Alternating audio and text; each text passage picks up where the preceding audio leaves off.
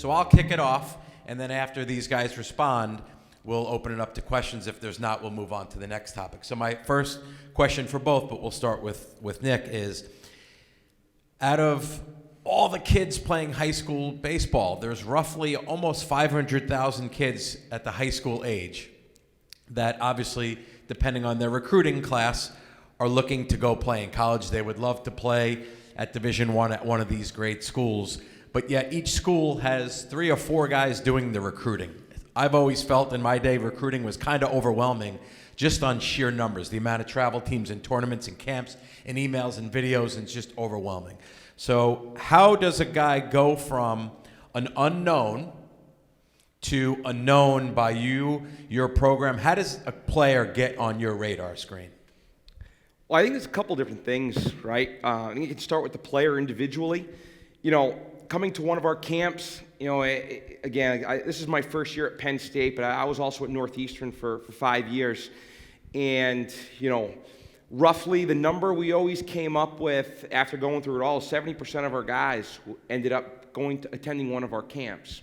And our camps were great opportunities to get to know kids, right? Especially now with the new recruiting rules and us only being able to recruit, actively 24s and 25s right now. We can't have that dialogue with the 26s and 27s. Those 26s and 27s can come to camp, and we can start building relationships with those kids, right? So that's the first piece, right? And then I think the other side too is relationships on our end with a lot of high school coaches and summer coaches, right? As Wayne said, there's a lot of really good players out there, and you can't take them all. And sometimes it comes down to the relationship that you have with the travel coach or a summer coach, because I can have a really good player come across my table, and we're talking about guys, and at the end of the day, I'm going to take that guy who I have a relationship with his coach, and I know the insides and the out of the kid and the makeup and all that good stuff. I'm going to take that kid over the kid I don't necessarily know that much about, or that kid that I don't necessarily have a relationship with anybody except just him, right? So there's a lot of pieces that go into it when we're recruiting guys, whether it's their summer coach, travel coach, a local guy in the area who just knows players. Those are the ways that they really come across our board first. Ty, how about you? I'd agree with Coach about camps. I think nowadays camps are way more important than they have been. I think getting the one-on-one time with the player, but also the player being around the coaches and knowing, hey, I can fit in here. This is a guy I want to play for. This is a place I could see myself walking around campus every day. And from the coach's end, you could also be like, hey, this is a kid I want in our clubhouse. This is a kid I want to be around every day. So those camps are super vital for us, understanding different metrics, trying to get advanced in metrics and trying to project a little bit. It's super helpful. I think a piece, Nick hit the nail on the head with the relationship piece. I think this game is all about relationships. That's what it comes down to. No matter if you're a coach, no matter if you're a player, no matter if you're an umpire even. The game is always going to be about relationships and who you have those relationships with and who you can trust and who's going to give you good evals. Every time there's a good player in the Northeast, I'm calling Matt Hyde, see if he's going to give me a fair evaluation, because I trust him. I think the last piece that's important, and this can be monotonous, but knowing how to structure a good email if you're just reaching out. We get hundreds of emails a day, but not having that same chain email that comes across your inbox every day, and understanding how to formulate a good organized email so it's easy on the eyes, and Coach Puccio can look at it and takes 15 seconds, and understanding he can take away a couple points and, hey, I got to dig deeper into this kid. I got to figure out ways to get this kid into camp, and just understanding little tidbits like that. I would say those are the main points in those kids that are unknowns to come and known to a school like Duke or Penn State. So that's a perfect follow-up, and then we'll see if there are any questions on it. And I was going to ask, when I talk to your average high school kid, I say, what are you doing for recruiting? They're saying, I'm emailing coaches and filling out questionnaires. And I say, good luck. I can't imagine you guys wake up, go into the job, and go, can't wait to sign online and find the shortstop in 25 I've been looking for. So do those emails get read? Do the questionnaires get looked at? Yes, to answer that, I mean, I think the video side of the email, right? Like we're gonna go through our email, we're gonna watch videos. We have a couple kids on our staff as well who will go through it and see some guys and look up numbers if we can from, whether they're at a PBR event or whatever it might be, to see if we can get some advanced data on them. But all that stuff's really important, right? And we see it, and it doesn't necessarily mean, again, like as Ty said, like we get 100 of those emails a day. So they pile up. We see it. We look at it, right? And it's definitely a small piece to it, I would say. On that topic of getting on their radar screen, there's a question right here. I know there's rules and regulations, but what age do you recommend boys start? I'm gonna repeat that question just for the purposes of the recording. He said, at what age do you get, or was your question, what age should they start doing that? Yeah, what do you recommend? Okay, so at what age would it be appropriate for a high school student to reach out to you? I mean, the game's changed so much. I mean, I think it's one when they're ready to be exposed to us. So you have to make that determination. Like, if you think there's more development in the player, and you think like, hey, he's just going to be we're going to reach out to Duke, but he's going to be a little short for Duke right now, for whatever reason. Maybe hang on to it for a little bit, but I would say there's no rhyme or reason when, because everyone's hits their potential at different points. But I would say once you start getting into high school, you start thinking about those conversations, those emails, and reaching out, and going to those camps even. I think that's a good spot, being that August 1 after their sophomore year is when we could start talking to them on the phone. So just to repeat that, he's saying he's a coach. You said a collegiate. Are you coaching college kids in the summer or travel? Okay. So his question was, he's a new coach with a summer collegiate team. How does he go about helping his players with the recruiting process, and how does he build relationships? I could answer, but Ty, you want to start with that one? I'm a little unsure of the question. So you're saying you're a summer collegiate coach that's looking to help kids or looking to get kids? To help kids. So we're assuming they're in the transfer portal and they're, Okay. Yeah, I mean, I think that's a good question. I think you have to have a good trusted resources that might be able to be a middleman to somebody and then kind of grow the rapport from there. I think that's the best way to do it. Reaching out and seeing what individual schools needs, but also being able to calibrate with different levels of college baseball and understanding where each player's a fit, right? So I think that's super vital, because you watch it, whatever it is, you go to games, you see Penn State play, or you go to a Division III game, and just knowing where each of your players kind of fit and what the right school is, what their academic profile is, what type of kid they are. I think understanding and gaining that information is super helpful when you do that, and then trusting your resources and trying to build off that network. Yeah, I think to add to that, it's like how does any relationship start? If you happen to get a kid in the summer that's good enough for one of these programs, they'll want to hear from you because they're always recruiting kids. And then you make that first relationship, and now you have a relationship going forward. But Ty's exactly right. I work with kids on the recruiting process, and a lot of them I'll straight up tell them they're not as good as they think they are. The level they're shooting for is just they're going to spin their wheels. And if I reach out to one of these guys and say, I have a player that could fit for you, I'd like to think they trust me, because I'm not ever trying to tell them when I don't have a player that's good enough for that level. Yeah, let's have a question right here. Because the rules changed, right? So his question was, Ty just mentioned the timeline of August 1st after sophomore year, yet Duke has underclass players committed who I'm believing were committed before the rule change. But really good questions. So I'll start with the first part of that question.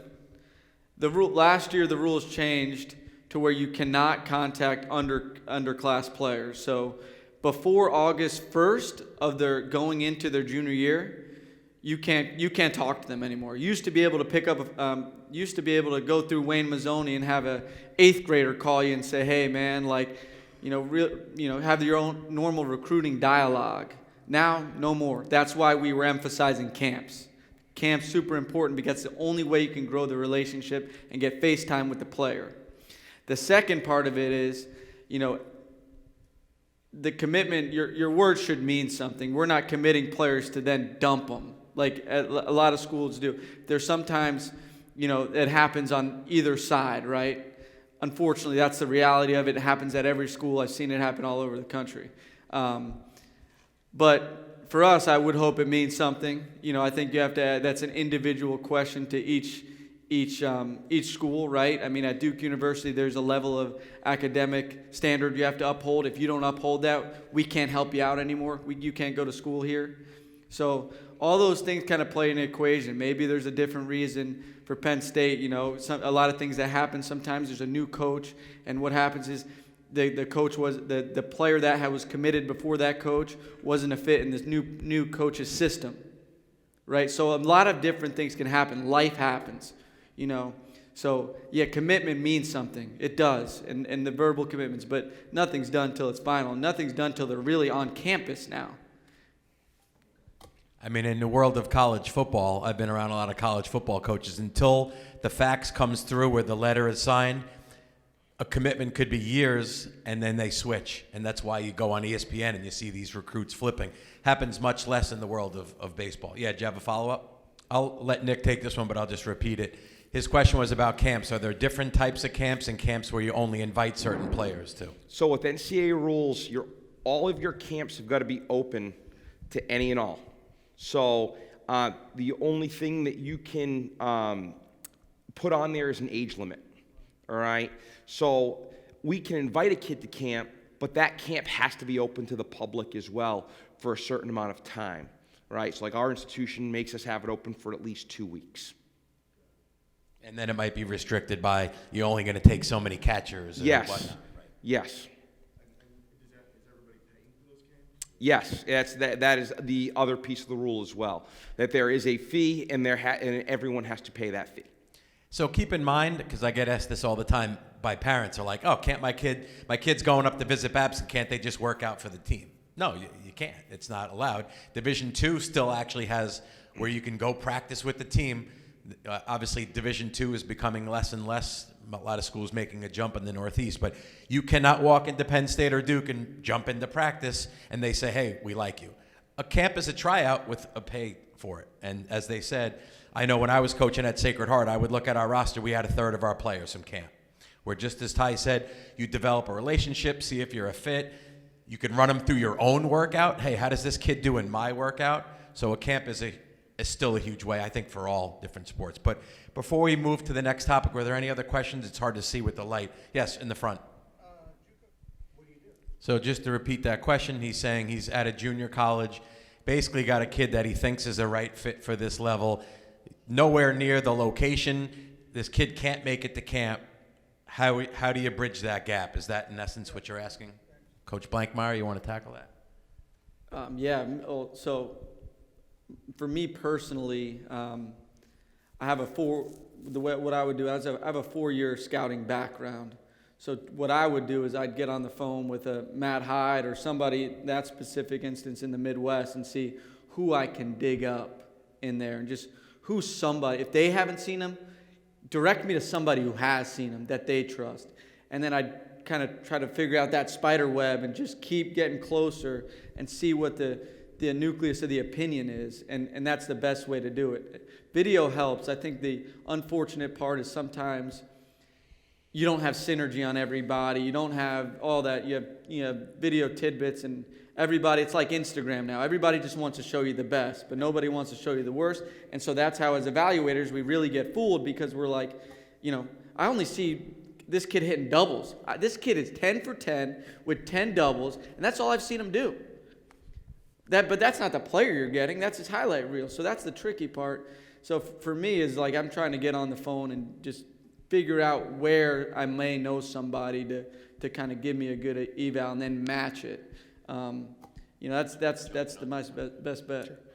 Yeah, I mean, I just piggyback on that. Same thing. Like I think it goes back to your trusted network, right?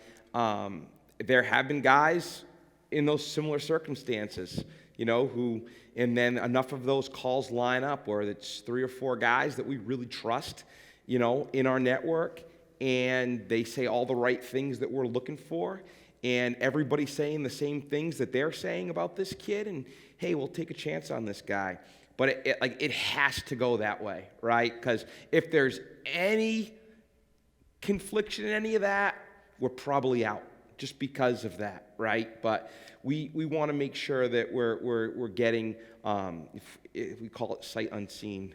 If we're getting a sight unseen guy, it needs to be our guys that we really trust said the right things.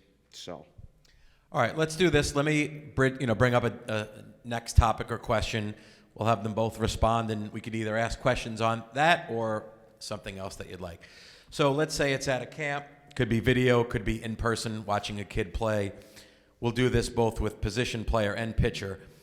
What is Nick Puccio looking for from whether you want to call it metrics or performance to go, I like that shortstop, let's take it to the next level? What are you looking for when you evaluate a position player? I love athletes. You got to be athletic. I think that's the biggest thing. There are very few guys in my career that we've recruited that we just feel like hit. And the reason for that is I think the hit tool is really hard to evaluate. It's every level. Guys have hit, and then when they get to you, you just don't know. And I've been right about guys who I thought were going to hit, and I've been wrong about guys that I thought could hit. But I like really good athletes, and I like projection and upside in their body. I like some length. I like guys that can run, all of those things. I would say the characteristic of the player that I have tended to recruited, last 5 or 6 years is a long athlete. And again, I recruit heavily in the middle of the field, and then we'll move our guys all over the place. Okay? And listen, I'm not. You never say never, right? Sometimes you need some big physical guys in the middle of your order, but we tend to stay in the middle of the field and then move guys from there. But to me, it's about athleticism because I want guys who can do different things, right? It's having guys that are one-trick ponies and can just do one thing. It's really hard because when they don't hit, they don't bring anything else to the table. So we want good athletes, guys that move well, some projection, some upside, because those projection and upside guys, while they might not hit for power in high school, but they have a good frame. We're going to have a really strong emphasis in the weight room, and we're going to get them stronger. Next thing you know, that kid becomes a freaking animal, right? Because we got him stronger. He's a good athlete. Now he hits, runs, the power's developing. Now you got a dude. You're describing Cam Maldonado, aren't you? Yeah, a little bit. Ty, do you want to add to that about a position player, what you're evaluating? Yeah, I like his point about staying in the middle of the field. I think if you're not going to take a corner guy to the middle of the field, and the middle of the field gives you more versatility, more athleticism. Most guys in the middle of the field are going to end up on a corner anyway. I think, obviously you go through your whole process. You want the right guy. You want the guy, to me, that's going to make the room better. So, I'm looking at a level of makeup and mentality as well. I think the way I break it down is, twitch, athleticism, and body control. Like, the guys who typically have body control to me are the guys that end up making adjustments faster in the game. So, and when you're dealing with. So, I'm always trying to figure out if our guy, what kind of level of body control the player has, and especially when we're in the middle of the field, because I think those are the way you can get guys to get adjustments sooner. Baseball players, man, guys that want to play the game, guys that love it, guys that you want to be around every day. I'm still looking for that no matter what, And then Ty, why don't you just stick with in terms of pitchers? What factors are making you evaluate and move ahead on a pitcher? Yeah, obviously the first thing you're looking at is the body, how it trends, how you think it's going to trend, what their parents look like, honestly, because they're 15, 16 years old, you're recruiting them or whatever, they still got a growth spurt. So you look at their parents, the reality of it is I'm going to see, you get some projection from that. Ease of operation, how easy can they play catch? Can they play catch, right? It sounds simple, but, our pitching coach, I think is brilliant, said this. He's like, he'll talk about our guys, he'll go recruit a pitcher, he'll go evaluate and says, this kid can't play catch, I don't want to recruit him. Just like that, and it sounds simple, but if you can't play catch, everybody in this day and age can figure out how to throw harder. Everybody can get on that video, the 93, they can run and gun, it looks really good, but not everyone can play catch, and not everyone can compete, not everyone. So you're trying to figure out ways to do things. That's why Josh McDonald at UConn's done really well, is because he found the right guys. Very well said. Is he in the room? Oh, yeah. He is, okay. Do you want to add to that? Yeah, so I think the biggest thing to me, and me and Ty have talked a lot about projection and upside, right? And to me, like, it goes back to this. We're going to recruit a kid if the kid's talented, but then the very next question I ask is, does he love baseball and is he obsessed with it, right? Because at the end of the day, if he really doesn't love it and love being in the weight room and love living at the field and love living in the building, it's not going to work. It's not going to work. It might work at some other places, but those are the guys who you're only as projectable and you only have as much upside as your work ethic and how much you put into it and how much you love it. Like it's just being completely obsessed with that process and being completely obsessed with being great. From my standpoint, I would like to have some different looks, right, on our pitching staff. So, I don't think it's necessarily one size fits all. I like the long bodies. I like guys who obviously can leverage their fastball, but also we're going to have some guys who might be on the smaller side who really spin the ball well, right, and have good breaking balls and maybe some different slots. So I just don't think it's one size fits all, right? I think you want to have some guys that you're going to say, hey, this kid is going to be a 95, 97 mile an hour arm, and he's going to be a really high draft guy for us. And then you might have a little bit more of an undersized guy who you say, hey, I can tell you this, that kid's going to pitch for us right away. And it generally happens, right? Guy that's can throw a couple different pitches in the zone, competes really well, all those types of things, right? Generally, that projection guy's not ready to throw right away, right? That guy is he might be the higher draft pick, but that kid's not going to help you as a freshman, okay? That smaller, undersized guy, he's got better feel, maybe he's more filled in, he's got more feel for his body, he moves, I call it a baby deer.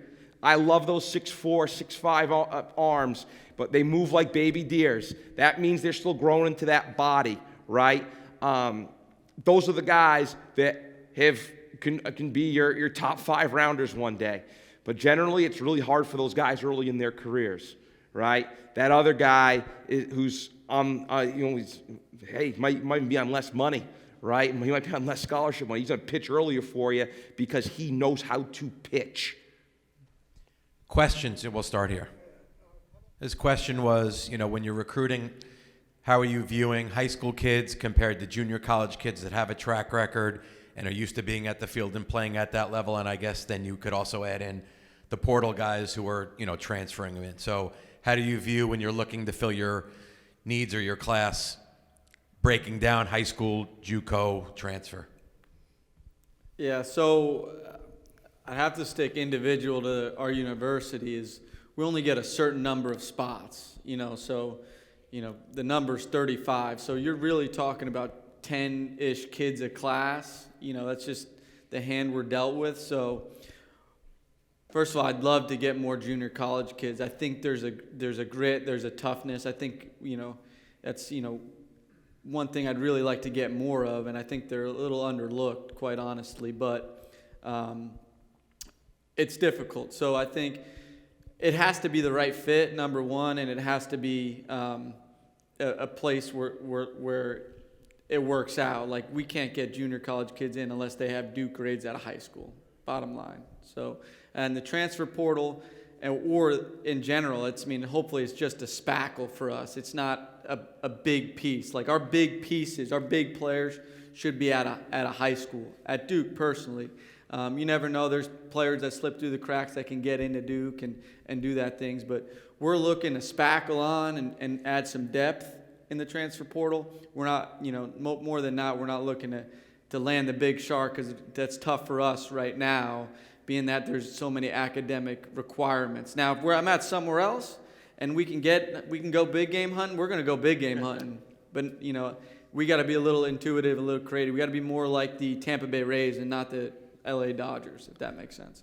Oh, I view it this way. I think I look at it from the NFL standpoint. I think teams in the NFL are really good when they draft really well, right? I kind of equate that to high school recruiting, okay?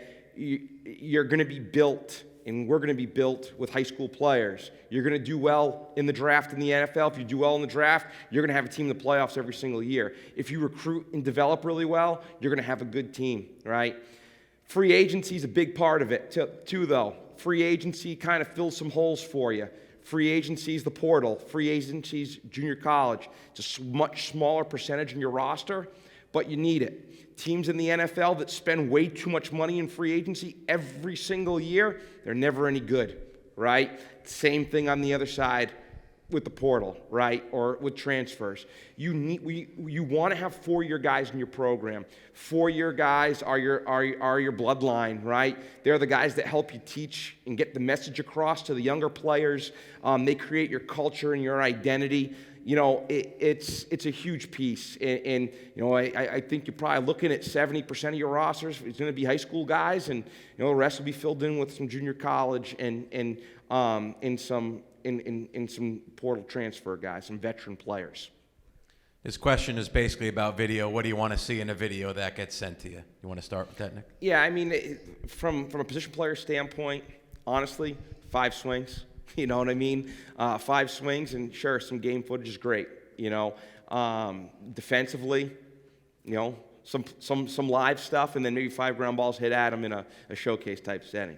On the mound, you want to see the stuff. You know, you want to see the stuff. You feel better about what the stuff is like or the talent is like from a pitcher off the video. So, you know, I tend to like from behind home plate, right, at a lower slot as opposed from behind a pitcher. I just like that look from the hitter's view.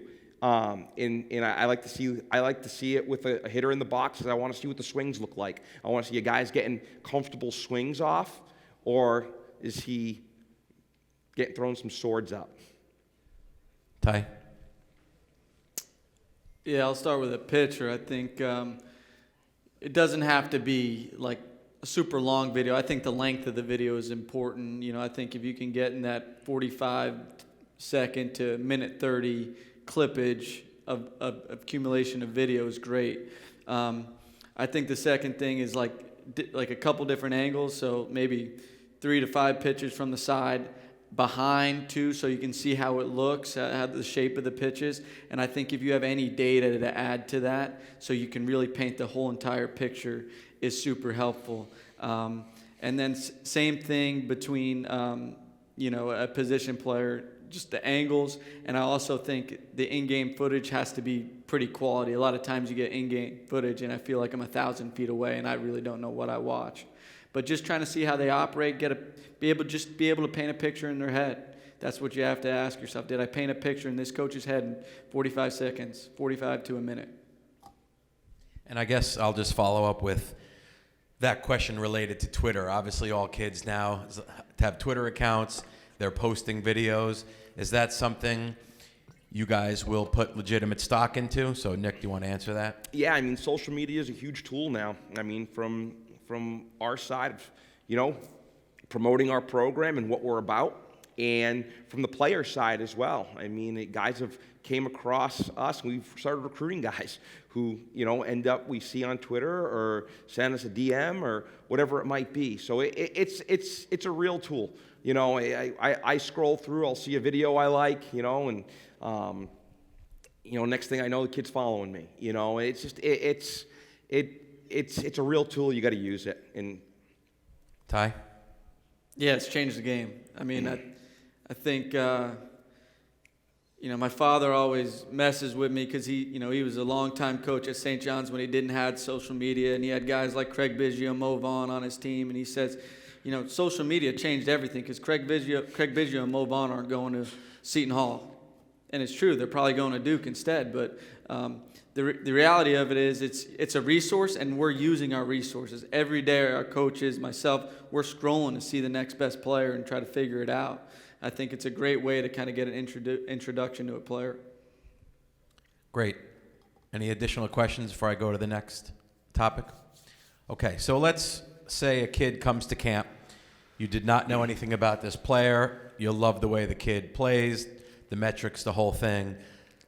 What would be the next things that you would do to take that to the next level in terms of maybe research? Who would you reach out to, a high school coach, to a travel coach, to a scout? What would be kind of the next thing to go, was this kid as good as I saw here today? Yeah, I think it's all three, and I think it's like similar in that order, right? So the question I always ask is, well, who does he play for? You know, like we want to know who they play for. Do we have a relationship with that program? You know, and if not, we're gonna reach out to them and build a relationship. I think that's a big part of it as well. Like, is recruiting guys. We're always trying to grow the network as well, right? We want to be able to have as many contacts as we trusted contacts. So, you know, even if it's somebody that I don't know that he plays for, I'll reach out to them, start talking to these guys, and hopefully we start building some type of relationship and could end up being a long-term one. That's how probably many of my relationships have been built throughout these years, right? Obviously, like local baseball guys, scouts, guys who are around, maybe it is a high school coach, but that is generally the next call, you know?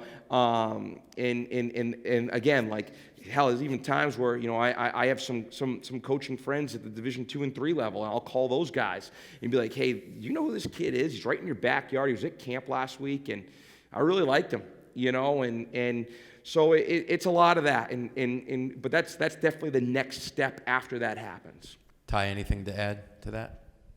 That was well said. Well said. I mean, the only difference with us is, I mean, we got to find the transcript as soon as you can get it, you know, and kind of understand what the family situation's like, and the more resources you can have and the more context to get to know a player, you know, better off you are. The way I equate it is like you're trying to plan a tent around the player to really figure him out. And then if it works out in your favor and you got to recruit against other schools, you have those relationships that help you. Questions on those topics at all? Okay. Next question would be, by the time you have offered a kid and he's accepted, are you finding, you know, has things changed in terms of how often you feel you're right? In other words, back earlier in recruiting, with less teams, less kids playing, we would sit on a kid. You'd go watch a kid 6-8 times. Now I feel like because of just the sheer volume, you probably often have less game information. Have you gotten better at nailing the guy that you think is right, or is it still you offer, and then when the kid gets there in the fall in that first year, you'll find out how good this kid really is? I think it's still a process, you know, and I think a lot of it starts with, you know, we were recruiting kids at earlier ages, you know, before the new rule was put in. So even that 26 or 27 that we weren't ready to offer, he was on our list, and we were creating some dialogue with him, and we were going and seeing him play. I still think there's a lot of that, right? Those 26s and 27s, like, and it's just seeing guys play, and you start just to get them to camp, you're building that rapport, right? And it's to me, even right now, it's not much of, hey, you know, we like that kid, we're going to offer him and go. There's still a little bit of a process to it. It could be 2 months, right? Or it could be 2 years, right? Depending on how old that kid was, okay?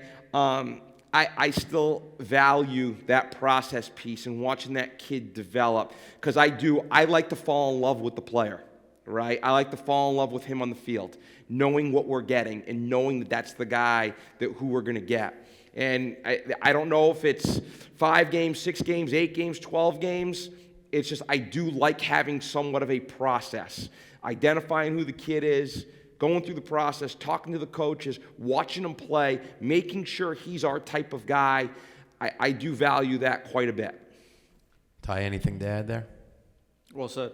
Well said. All right. Another question then is, let's just call it standard summer tournament at Diamond Nation, 120 teams, 4 or 5 days. You guys are going to that event. From a coach's standpoint, which may help, you know, high school and travel coaches or parents, I'm assuming you guys aren't walking in going, all right, let me just kind of see what's going on here. You're walking in with some set information about kids that you want to see. So if you don't mind, like, what is your approach for a 4-day tournament at Diamond Nation if you're going to be there 2-3 days? Yeah, I mean, I again, it starts with relationships. You got to know the coaches in the tournament, to, do your homework on the front end to know, hey, who are some guys we should bear down on that are Duke type of fits, because that expedites some time for you. So, my process typically, the week out, I'll be on the phone, saying, hey, who are some guys we should look in? What do you got? Kind of rekindling that relationship. I think that's the best way to do it. It's very hard to go to a game, without knowing, and when there's 15 different fields and trying to figure out and just stumbling upon that guy, that's few and far between. Nick, anything? No, right on. I think that, stumbling upon a guy happens once every so often, right? It's doing your homework and getting things lined up, knowing where guys are pitching and what you're looking for, and really just trusting those relationships.